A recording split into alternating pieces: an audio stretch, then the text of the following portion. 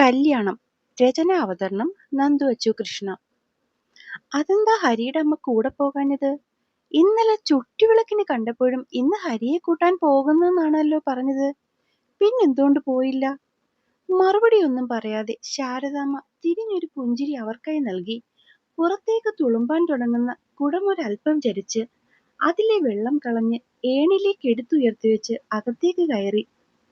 അമ്മേ, അമ്മ ആ മതിൽ ചാരി നിന്ന് എന്ത് ചെയ്യുക? വീട്ടിൽ നിന്നും ഇറങ്ങി വരുന്ന റസ്മിയുടെ സ്വരം കേട്ട് കാർത്തിയായനിയമ്മ അവളെ തിരിഞ്ഞു നോക്കി. അല്ല മോളെ, ഇന്നലെ ഇവൾ മോനെ കൂട്ടാൻ പോകുമെന്ന് പറഞ്ഞിരുന്നതാ.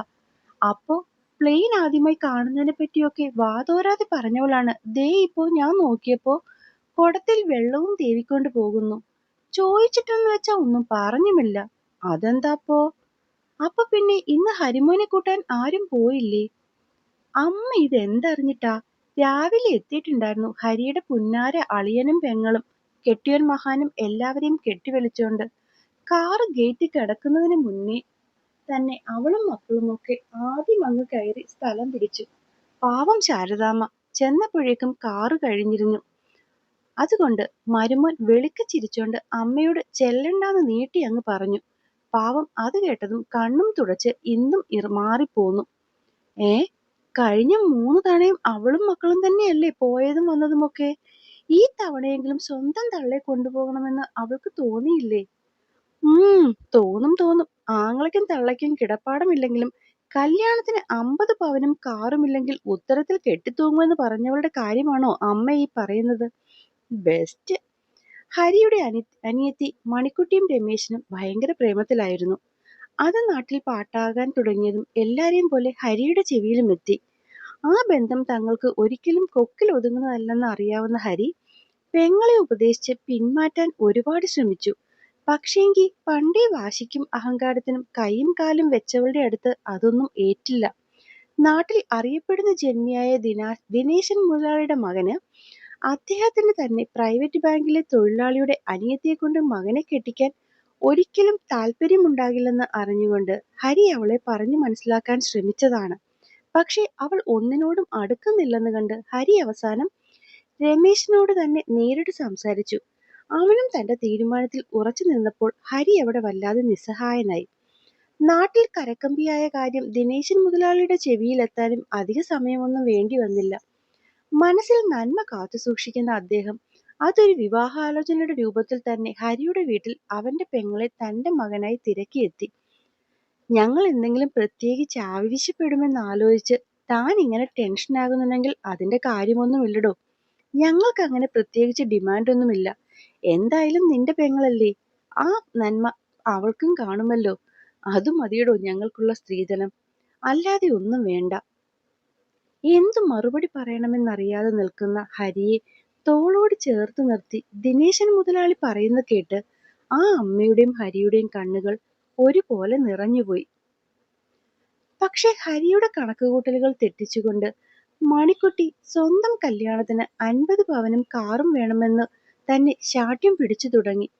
രമേശന്റെ ചേട്ടന്മാർ കെട്ടിയത് അതിലും മുതൽ വാങ്ങിച്ചുകൊണ്ടായതുകൊണ്ട് ഇത്രയെങ്കിലും കൊണ്ടുചെന്നില്ലെങ്കിൽ അവൾക്ക് ആ വീട്ടിൽ വിലയുണ്ടാകില്ല എന്നായിരുന്നു തർക്കവാദം.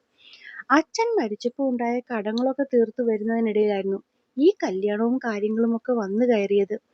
അമ്മയും ഹരിയും അവളെ ആവത് കാര്യം പറഞ്ഞ് മനസ്സിലാക്കാൻ ശ്രമിച്ചെങ്കിലും അവൾ തന്റെ വാശിയിൽ ഉറച്ചു തന്നെ നിന്നു. അവസാനം ചെറുക്കൻ കൂട്ടുകാർക്ക് ഡിമാൻഡ് ഒന്നുമില്ലെങ്കിലും സ്വന്തം പെങ്ങളുടെ വാശിയിൽ ഹരിക്ക് ആകെയുണ്ടായിരുന്ന വീടും പറമ്പും വിൽക്കേണ്ടി വന്നു. എല്ലാം കഴിഞ്ഞ് അതിൽ ബാക്കിയുണ്ടായിരുന്ന കുറച്ച് കാശാലാണ് കൂട്ടുകാരൻ അയച്ചു കൊടുത്ത വിസയിൽ ഹരി ആദ്യമായി ഗൾഫിലേക്ക് പോകുന്നത്. സ്വന്തം മണ്ണിൽ നിന്നും എങ്ങും മാറി നിൽക്കാൻ ആഗ്രഹിക്കാത്ത അവന് സ്വന്തമായി ഒരുപിടി മണ്ണുണ്ടാക്കാൻ അങ്ങനെ വിമാനം കയറേണ്ടി വന്നു. ഇതിപ്പോൾ 3ാമത്തെ തവണയാണ് ഹരി വരുന്നത്. ഇതിനിടയിൽ പെങ്ങളുടെ 3 പ്രസവവും ബാക്കി ചിലവ് ഒക്കെ ഹരിയുടെ കയ്യിലൂടെ ഓടിപ്പോയി. അതിന്റെ ഇടയിലും അമ്മയും അവനും ജീവിതം ചുരുക്കി നീക്കി പിടിച്ച് 10 സെന്റ് പുരയിടവും വീടും വാങ്ങി. കഴിഞ്ഞ തവണ വന്നപ്പോഴും കല്യാണക്കാര്യം പറയുന്നുണ്ടായിരുന്നെങ്കിലും സ്വന്തമായി വീടില്ലെന്ന പേരിൽ ഹരി അത് കേൾക്കാത്ത മട്ടിലൊക്കെ നടന്ന് തിരിച്ചു കയറിപ്പോയി. എന്നാൽ ഈ തവണ അമ്മ ഒരു കുട്ടിയെ കണ്ട് ഉറപ്പിച്ചു എന്ന രീതിയിലാണ് അവനോട് കാര്യം പറഞ്ഞത്. അതുകൊണ്ട് തന്നെ വന്ന് കണ്ടിട്ട് പെണ്ണ് കാണൽ എന്ന ഒരു ചെറിയ ചടങ്ങിനോടൊപ്പം നിശ്ചയം നടത്തി കല്യാണം നടത്താനാണ് അവരുടെ ഉദ്ദേശം. ഇങ്ങനെ നോക്കി നിന്നാൽ അവര് പറന്നൊന്നും എത്തില്ല. സമാധാനമായിട്ട് അവിടെ ഇരിക്ക് ശാരദേ.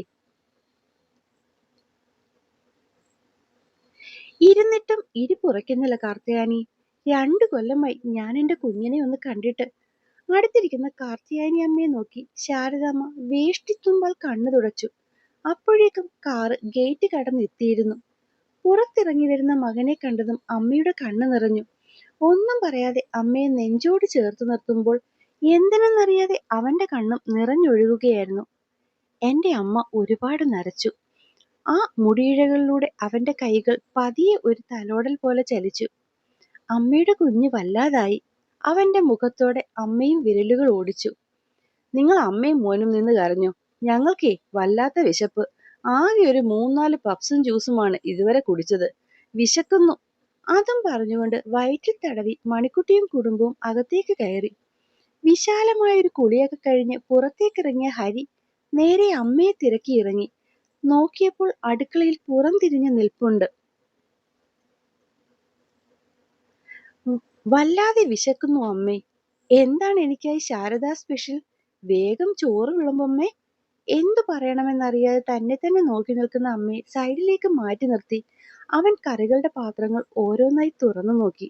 അതോടൊപ്പം തന്നെ നോട്ടം പോയത് സിങ്കിന്റെ സൈഡിൽ കൂട്ടിവെച്ച പാത്രങ്ങളിലും അതിൽ കൂന കൂട്ടി വെച്ചിരിക്കുന്ന ചോറിലും കറികളിലും ഒക്കെയാണ്.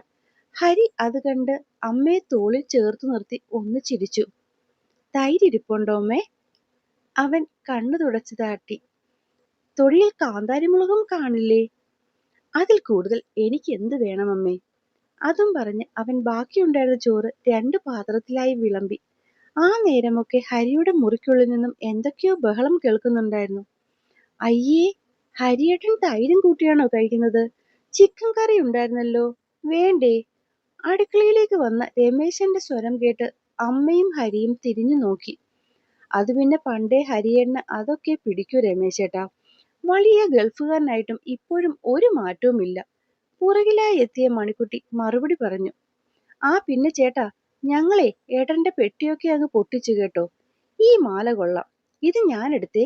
കഴുത്തിൽ കിടക്കുന്ന മാല പൊക്കി കാണിച്ച് അവൾ പറഞ്ഞു. പിന്നെ ഇതിന്റെ കൂട്ടത്തിൽ ഒരു ചെറിയ മാലയും ഉണ്ടായിരുന്നു. അത് പിന്നെ ഞാൻ 2 മടക്കാക്കി മോൾക്കിട്ടു കൊടുത്തു. എന്തായാലും ഇതൊക്കെ ഞങ്ങൾക്കായിരിക്കുമല്ലോ. അതുകൊണ്ട് ചോദിക്കാനും പറയാനും ഒന്നും നിന്നില്ല. അയ്യോ മണിക്കുട്ടി, അത് നീ എടുത്തോ. അത് നിനക്കായിരുന്നില്ല മോളെ. ഹരി പെട്ടെന്ന് കയറി പറഞ്ഞു. എനിക്കല്ലേ, പിന്നെ ആർക്കായി സ്വർണമൊക്കെ? മണിക്കുട്ടിയുടെ മുഖം അങ്ങ് മാറി.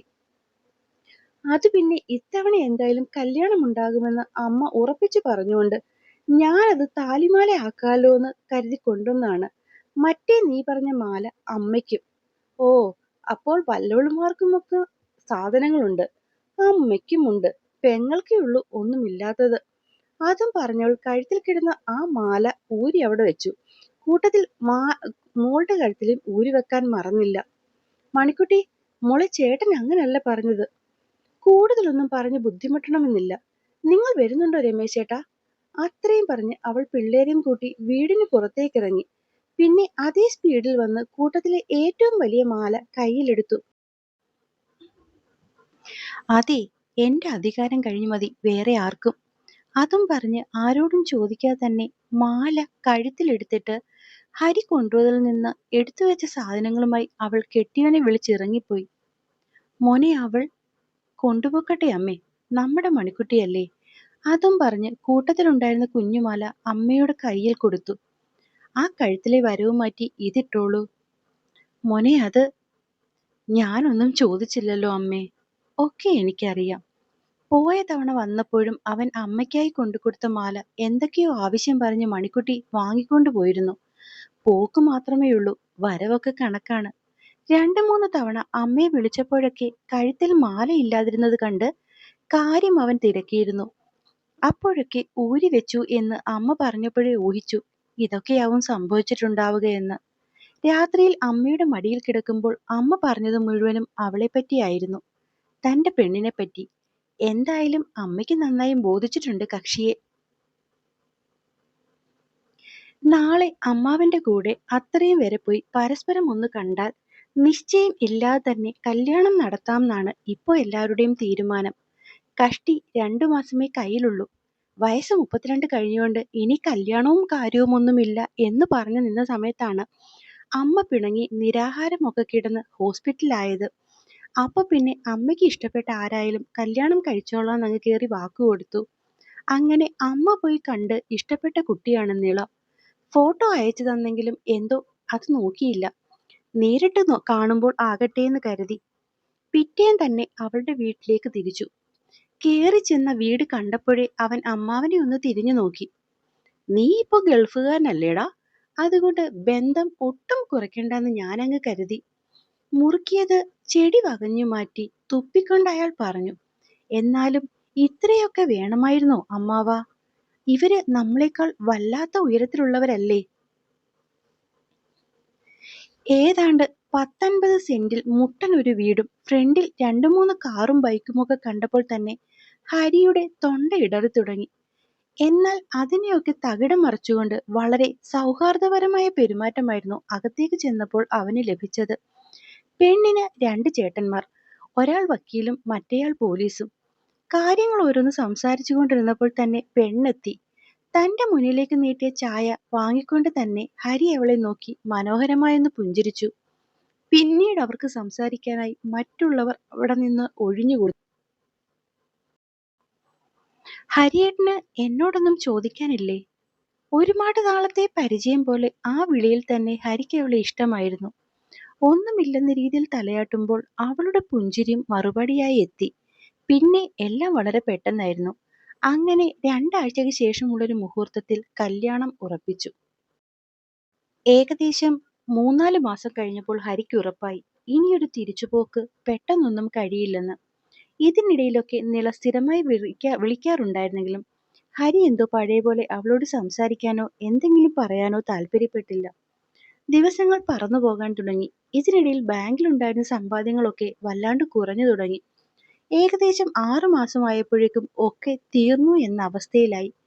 അന്ന് രാത്രി ഹരി അമ്മയുടെ മടിയിൽ കിടന്നുകൊണ്ട് ചോദിച്ചു, നിള ഒരുപാട് നല്ല കുട്ടിയാണ് അല്ലേ അമ്മേ?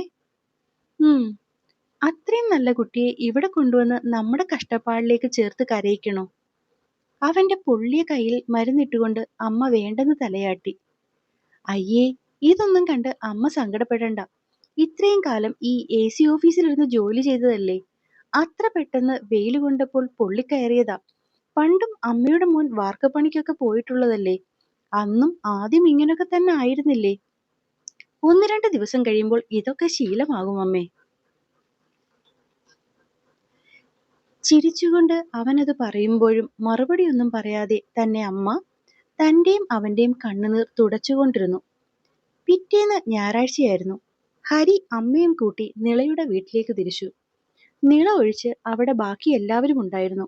അവിടെ ചെന്നതും ഹരി തന്റെ ഇപ്പോഴത്തെ അവസ്ഥ അവരെല്ലാരോടുമായി പറഞ്ഞു. അപ്പോ ഹരി പറഞ്ഞു വരുന്നത്, മൂത്ത ജ്യേഷ്ഠൻ അവനരികിലേക്ക് ഇരുന്നുകൊണ്ട് ചോദിച്ചു, ജോലി ഏതാണ്ടൊക്കെ പോയ അവസ്ഥ തന്നെയാണ് ചേട്ടാ. ഇപ്പോൾ തന്നെ ഞാൻ വാർക്കപ്പണിക്ക് പോയിട്ടാണ് വീട്ടിലെ കാര്യങ്ങൾ അല്ലല്ലാതെ മുന്നോട്ട് പോകുന്നത്. ആ സാഹചര്യത്തിലേക്ക് എന്തായാലും നിള വരേണ്ട. ഹരി അപ്പോൾ ഈ കല്യാണം ഒഴിയുകയാണെന്നാണോ പറഞ്ഞു വരുന്നത്? ഞെട്ടലോടെ ആ കുടുംബം അവനെ നോക്കി നിന്നു. ഇത്രയും വലിയ കുടുംബത്തിലെ ടീച്ചർ കൊച്ചിന് ഒരു ചുമട്ടുതൊഴിലാളിയേക്കാൾ നല്ല ബന്ധം എന്തായാലും കിട്ടുമേട്ടാ. ഇപ്പോ എന്റെ കൂടെ കൂടിയ മിച്ച പ്രാരാബ്ദം മാത്രമാണ്. അതെന്തായാലും അവൾക്ക് വേണ്ട. അത്രയും പറഞ്ഞ് ഹരി അമ്മയുമായി എഴുന്നേറ്റ് പുറത്തേക്കിറങ്ങി. പുറകിൽ തന്റെ ഒരു നോട്ടത്തിനായി കേഴുന്ന മിഴിയുണ്ടെന്ന് അറിഞ്ഞുകൊണ്ട് തന്നെ അവൻ അങ്ങോട്ട് നോക്കിയില്ല. പിന്നെയും അവനെ തടഞ്ഞു നിർത്തി സങ്കടത്തോടെ തന്റെ മുന്നിൽ നിൽക്കുന്ന അച്ഛന്റെ കൈ കൂട്ടിപ്പിടിച്ചുകൊണ്ട് ഹരി പറഞ്ഞു, നാളെ എന്താകുമെന്ന് ഒരു നിശ്ചയവുമില്ലച്ചാ. കയ്യിലിരിക്കുന്ന സർട്ടിഫിക്കറ്റിന് ഇപ്പോ പേപ്പറിന്റെ വില പോലുമില്ല. നല്ല ഒരു ജോലി കിട്ടുമോന്ന് ഉറപ്പില്ലാതെ ഞാൻ എങ്ങനെയാച്ചാ അവളെ എന്റെ കൂടെ കൂട്ടുക? അപ്പോഴേക്കും 2 തുള്ളി കണ്ണുനീർ അറിയാതെയാണെങ്കിലും ആ കൈയിലേക്ക് വീണിരുന്നു. എല്ലാവരോടും മാപ്പ് പറഞ്ഞുകൊണ്ട് ഹരി അമ്മയും കൂട്ടി അവിടെ നിന്നും ഇറങ്ങി. കുറച്ച് ദിവസങ്ങൾക്ക് ശേഷം പണിസ്ഥലത്തേക്ക് തന്നെ തേടിയെത്തിയ ഫോൺ കോൾ കേട്ട് ഹരി പെട്ടെന്ന് അവധി ചോദിച്ച് വീട്ടിലെത്തി. പുറത്തുനിന്ന് കയറി ചെന്നപ്പോഴേ മണിക്കുട്ടിയുടെ സ്വരം കേട്ടു. കയറി ചെല്ലുമ്പോഴേ കാണുന്നത് കവിളിൽ കൈവച്ച് നിൽക്കുന്ന മണിക്കുട്ടിയെയും കലിയോടെ കൈ കുടയുന്നവളെയുമാണ്. ഓ, എത്തിയോ? മണിക്കുട്ടിയുടെ സ്വരം ഉയർന്നതും നിള വീണ്ടും അവളെ തല്ലാനായി അടുത്തു. അത് കണ്ടതും ഹരി ഓടിപ്പോയി അവളെ തടഞ്ഞു. നിള, നീ എന്തായി കാണിക്കുന്നത്? ഹരി ഒന്നും മനസ്സിലാവാതെ എല്ലാവരെയും നോക്കി. ഓ, അപ്പോഴും അവളോടാണോ ചോദിക്കുന്നത്? ഇനി നിന്റെ ശബ്ദം ഈ വീട്ടിൽ ഉയർന്നാൽ നിന്റെ മറ്റേ കവള് ഞാൻ തല്ലി തകർക്കും. അതും പറഞ്ഞ് മണിക്കുട്ടിയുടെ അടുത്തേക്ക് പോകാൻ തുടങ്ങിയ നിളയെ ഹരി വട്ടം പിടിച്ച് അവൾക്ക് നേരെ കൈയോങ്ങി. ഹരി, അമ്മയുടെ ശബ്ദം കേട്ട് നോക്കിയപ്പോൾ തലയിൽ ഒരു കെട്ടുമായി അമ്മയും രശ്മിയും ഉള്ളിലേക്ക് കയറി വരുന്നു. അയ്യോ, അമ്മ ഇത് എന്തു പറ്റി? ഹരി ഓടിപ്പോയി അമ്മയെ താങ്ങിപ്പിടിച്ച് അടുത്തേക്കിരുത്തി. ഇവൾ പിടിച്ച് തള്ളിയതാണ് ഏട്ടാ, രശ്മി മണിക്കുട്ടിയെ ചൂണ്ടിക്കാട്ടി പറഞ്ഞു. ശാരദാമ്മയ്ക്ക് ഒരു കുറിച്ചിട്ടി ഉണ്ടായിരുന്നു, 2 ലക്ഷം രൂപ. അത് കുറി വീണു. അതറിഞ്ഞിട്ട് വന്നതാ ഇവൾ ആ ക്യാഷ് തട്ടിയെടുക്കാനായിട്ട്. അത് അമ്മ കൊടുക്കില്ലെന്ന് പറഞ്ഞപ്പോൾ ഉന്തും തള്ളും ഉണ്ടായി.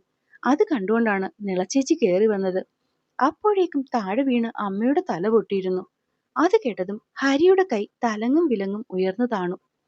ഇനി മേലാൽ നിന്നെ ഈ വീട്ടിൽ കണ്ടേക്കരുത്, ഇപ്പൊ ഇറങ്ങിക്കോണം. അതും പറഞ്ഞ് നിളയെ ഒന്നും ശ്രദ്ധിക്കാതെ ഹരി അമ്മയും കൂട്ടി മുറിയിലേക്ക് കയറിപ്പോയി. പിറ്റേന്ന് മുതൽ നിള ആ വീട്ടിലെ നിത്യ സന്ദർശകയായി. എത്ര വരേണ്ടെന്ന് പറഞ്ഞാലും അവൾ എന്തെങ്കിലുമൊക്കെ കാരണമുണ്ടാക്കി ആ വീട്ടിൽ കയറി ഇറങ്ങാൻ തുടങ്ങി. ഒരു ദിവസം അല്പം നേരത്തെ ചെല്ലുമ്പോൾ ഹരി കാണുന്നത് അടുക്കള വാതിൽ ഇരുന്നു കൊണ്ട് അമ്മയുടെ മുടി കെട്ടിക്കൊടുക്കുന്ന നിളയാണ്.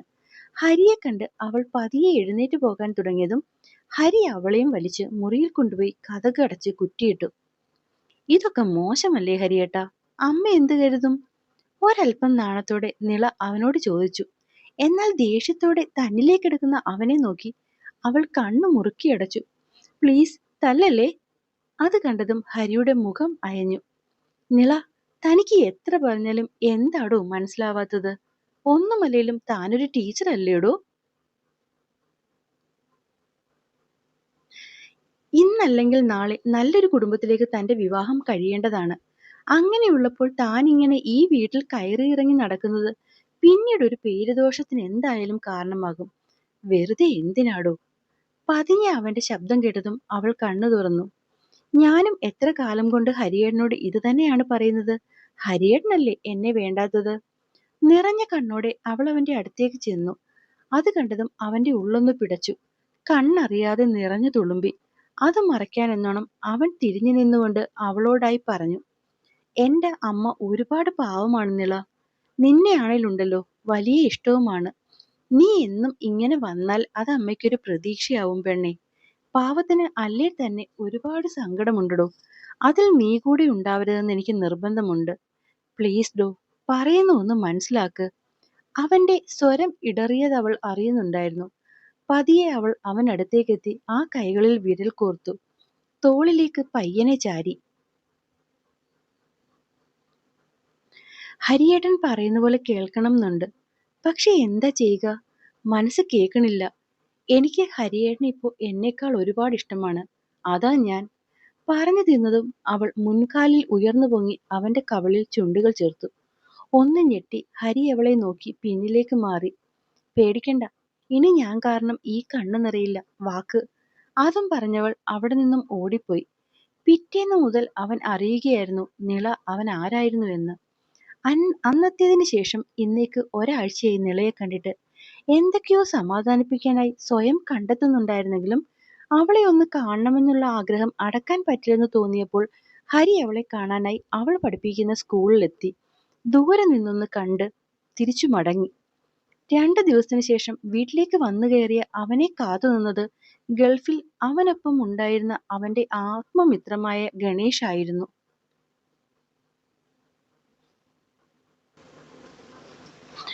അതും അവൻ ഗൾഫിൽ ജോലി ചെയ്ത സ്ഥാപനത്തിൽ ഹരിക്കായുള്ള പുതിയ വിസയും റെഡിയാക്കിക്കൊണ്ട്. നിന്നോട് ഞാൻ എങ്ങനെയാടാ? ഹരി അവനെ ചേർത്ത് പിടിച്ചതും ഗണേഷ് അവന്റെ വാ പൊത്തി. ഒന്നുമില്ലാതിരുന്ന സമയത്ത് എന്നെ സഹായിക്കാൻ നീ മാത്രമേ ഉണ്ടായിരുന്നുള്ളൂ. ആ നിനക്ക് വേണ്ടി ഞാൻ ഇതെങ്കിലും ചെയ്തില്ലെങ്കിൽ ഞാൻ പിന്നെ നിന്റെ കൂട്ടുകാരനാണെന്ന് പറയുന്നതിനൊക്കെ എന്താടാ അർത്ഥം?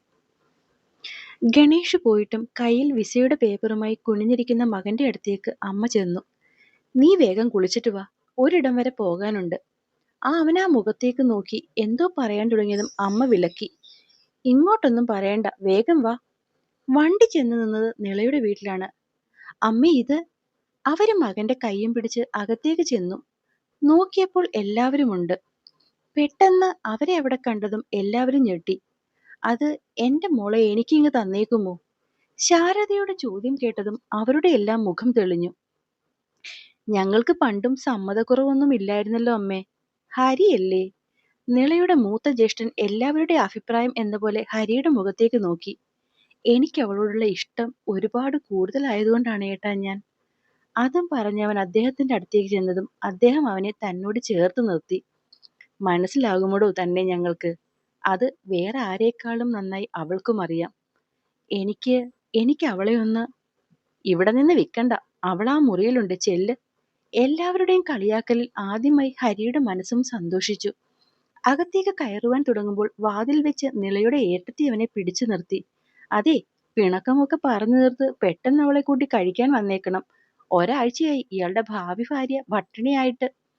അതും കേട്ട് അകത്തേക്ക് ചെല്ലുന്നവൻ കാണുന്നത് കട്ടിലിൽ ഒരു ബുക്കുമായി കിടക്കുന്നവളെയാണ്, തന്റെ പ്രിയപ്പെട്ടവളെ. പക്ഷേ ശ്രദ്ധ മറ്റെവിടെയാണ്. അകത്ത് കയറിയതും അവൻ ആ ഡോർ ചേർത്തടച്ചു. പതിയെ അവൾക്കരികിലായി പോയി കിടന്നു. എന്നിട്ടും ഇതൊന്നും അറിയാതെ ആള് സ്വപ്നലോകത്ത് തന്നെയായിരുന്നു. പുറകിലൂടെ അവൻ അവളെ ചേർത്തു പിടിച്ചതും അവള് ഞെട്ടിക്കൊണ്ട് തിരിഞ്ഞു നോക്കി. കണ്ട കാഴ്ചയിൽ വിശ്വാസം വന്നില്ലെന്ന് തള്ളി നിൽക്കുന്ന അവളുടെ കണ്ണുകൾ വിളിച്ചോതി. ഹരിയേട്ടൻ. അവൾ പെട്ടെന്ന് പിടഞ്ഞെഴുന്നേറ്റു. എന്തേ? അവൻ ആ കിടപ്പ് സൈഡിലേക്ക് ചരിഞ്ഞ് അവളെ നോക്കി. ഹരിയേട്ടൻ ഇവിടെ? ഞാൻ എന്റെ പെണ്ണിനെ കാണാൻ വന്നതാ. ചിരിച്ചുകൊണ്ടുള്ള അവന്റെ മറുപടിയിൽ അവളുടെ കണ്ണുകളിൽ അത്ഭുതം വിടർന്നു. വളരെ ചുരുങ്ങിയ വാക്കുകളിൽ ഹരി അവളോട് കാര്യം പറഞ്ഞു. ഓഹോ, അപ്പൊ ജോലി കിട്ടിയത് കൊണ്ട് അന്വേഷിച്ചു വന്നതാണ്. അല്ലെങ്കിൽ എന്നെ വേണ്ടെന്ന് വെച്ചേനയില്ലേ? അവൻ അത് പറഞ്ഞു തീർന്നതും അവൾ അവനെ തല്ലാനും പിച്ചാനും അടിക്കാനും ഒക്കെ തുടങ്ങി. അപ്പോൾ നാളെ ജോലി പോയാൽ വീണ്ടും എന്നെ വേണ്ടെന്ന് വെക്കുമോ? കരഞ്ഞുകൊണ്ടുള്ള അവളുടെ ചോദ്യത്തിന് മറുപടിയായി അവൻ അവളെ നെഞ്ചിലേക്ക് വലിച്ചിട്ടു. ഒരല്പസമയത്തിന് ശേഷം തന്നെ ദേഷ്യത്തോടെ നോക്കി ശ്വാസമെടുക്കാൻ പ്രയാസപ്പെടുന്ന അവളുടെ കീഴ്ചുണ്ട് വളരെ മൃദുവായി തുടച്ചു കൊടുത്തുകൊണ്ടവൻ ഒന്നുകൂടെ തന്നോട് ചേർത്ത് ഇടത്തി. ഇനി ഈ ലോകത്ത് ഒന്നിനു വേണ്ടിയും ഹരി എന്റെ ഈ പെണ്ണിനെ കളയില്ല. ആ നെറുകയിൽ ഒന്നോടെ അവൻ തന്റെ ചുണ്ടുകൾ ചേർത്തു. പിന്നെ എല്ലാം വളരെ പെട്ടെന്നായിരുന്നു. ഒരാഴ്ചക്കുള്ളിൽ തന്നെ കല്യാണം കഴിഞ്ഞു. അപ്പോ ഹരിയേട്ടന് 2 ആഴ്ചക്കുള്ളിൽ പോകണം അല്ലേ? ആദ്യ രാത്രിയുടെ വീഴ്ചയിൽ അവന്റെ വിയർത്തൊട്ടിയ മാറിൽ അഴിഞ്ഞുളിഞ്ഞ ഉടയാടയിൽ കിടന്നവൾ ചോദിച്ചു. തന്റെ പ്രാണന്റെ പാതിയെ ഒരിക്കൽ കൂടി നെഞ്ചോട് ചേർത്ത് ആ നെറുകയിൽ ചുംബിച്ചുകൊണ്ടവൻ മൂളി. നിള, ഞാനൊരു കാര്യം ചോദിച്ചോട്ടെ? പതിയെ തലപൊക്കി അവൾ അവന്റെ നെഞ്ചിൽ താടി മുട്ടിച്ച് പുരികമുയർത്തിയൊന്ന് നോക്കി. എന്താ ഹരിയേട്ടാ? അല്ല, ഞാൻ 1000 തവണ ഈ കല്യാണം വേണ്ടെന്ന് പറഞ്ഞിട്ടും നീ എന്തിനാ പെണ്ണെ എന്നെ തന്നെ മതിയെന്ന് വാശി പിടിച്ചത്? ഓ, അതാണോ? അവൾ ചിരിച്ചതും അവൻ അവളെ തന്റെ മുകളിലേക്ക് കയറ്റിക്കിടത്തി. പറയടോ, കേൾക്കട്ടെ. നീ എന്തിനാ എന്നെ തന്നെ വേണമെന്നിങ്ങനെ വാശി പിടിച്ചതെന്ന്? അത് പിന്നെ ഹരിയേട്ടാ, നമ്മളെ ഈ അങ്ങടും ഇങ്ങടും കാണും മുന്നേ തന്നെ ഉണ്ടല്ലോ, എന്നും അമ്മയുടെ ഒരു വിളി എന്നെ തേടി വരുമായിരുന്നു. അപ്പോഴൊക്കെ പറയുന്നത് മുഴുവനും ദാ ഈ ഹരിമോനെ പറ്റി മാത്രമായിരുന്നു. അങ്ങനെ കേട്ട് കേട്ട് രൂപമില്ലാത്ത ഈ ചെക്കനോട് എനിക്കങ്ങ് ആരാധനയായി. പിന്നെ പയ്യെ പയ്യെ അത് നല്ല വെടിപ്പായി അസ്ഥിക്ക് പിടിച്ചുന്നേ. അങ്ങനെ പെട്ടുപോയതല്ലേ ഈ പാവം ഞാൻ, അവള് പൊട്ടിച്ചിരിച്ചുകൊണ്ട് പറഞ്ഞു. ഏ, അപ്പൊ നീയും എന്നെ കണ്ടിരുന്നില്ലേ? ഇല്ലെന്നവൾ തലയാട്ടി. എന്തേ? ഇയാൾക്ക് എന്നെ കാണണ്ടെന്ന് പറഞ്ഞില്ലേ, പിന്നെ ഞാനെന്തിനാ കാണുന്നേ? അവള് കുറുമ്പോടെ അവനിൽ നിന്ന് അടർന്നു മാറി. എടോ, അത് പിന്നെ അമ്മയ്ക്ക് നിന്നെ ഇഷ്ടമായിന്ന് പറഞ്ഞപ്പോ ഞാൻ. അവൻ അവളെ പിന്നെയും നെഞ്ചോട് ചേർത്ത് കിടത്തി കൊഞ്ചിച്ചുകൊണ്ട് പറഞ്ഞു. പക്ഷെ നീ എന്താ കാണണ്ടെന്ന് പറഞ്ഞേ? അതോ, എനിക്ക് ആദ്യം കണ്ടപ്പോഴേ ആ അമ്മയെ ഇഷ്ടായി. അതുകൊണ്ട്. അവൾ അവന്റെ നെഞ്ചിൽ കടിച്ചുകൊണ്ട് ഉറക്കെ പൊട്ടിച്ചിരിച്ചു. ഓ, അപ്പൊ ശരിക്കും അമ്മയെ മാത്രം ഇഷ്ടമുണ്ടായിട്ടാ നീ എന്നെ വിടാതെ കൂടിയത് അല്ലേ?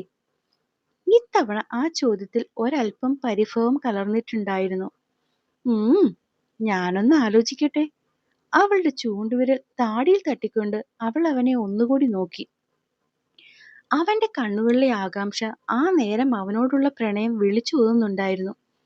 പിന്നെ ഒന്നും പറയാതെ നിൽക്കുന്നവളെ നോക്കി പിണങ്ങി അവൻ തിരിഞ്ഞു കിടന്നു. അതെ അതെ ഹരിയേട്ടാ, പ്ലീസ് ഒന്ന് കേക്കുന്നേ. അവൾ അവനെ തിരിച്ചു കിടത്തി ആ മുഖം കൈവെള്ളയിലെടുത്തു. ഈ ലോകത്ത് സ്വന്തം അമ്മയെ ഇത്രയും അധികം സ്നേഹിക്കുന്ന ഒരാൾ ഭാര്യയെ എന്തോരം സ്നേഹിക്കും ചെക്ക. അങ്ങനെ ഒരാളെ ഈ ലോകത്ത് ഏത് പെണ്ണാ വേണ്ടാന്ന് വെക്കുക? അവന്റെ കാതോരം ചെന്നത് പറയുമ്പോൾ അവളുടെ ശബ്ദം ചിലമ്പിച്ചിരുന്നു. കണ്ണുകൾ അറിയാതെ നിറഞ്ഞൊഴുകി. അത് കേൾക്കെ അവളെ പിന്നെയും പിന്നെയും ഇറുക്കി പിടിച്ച് നെഞ്ചോരം ചേർക്കുമ്പോൾ അവന്റെ കണ്ണുകളും അനുസരണക്കേട് കാട്ടിത്തുടങ്ങിയിരുന്നു. നന്ദി.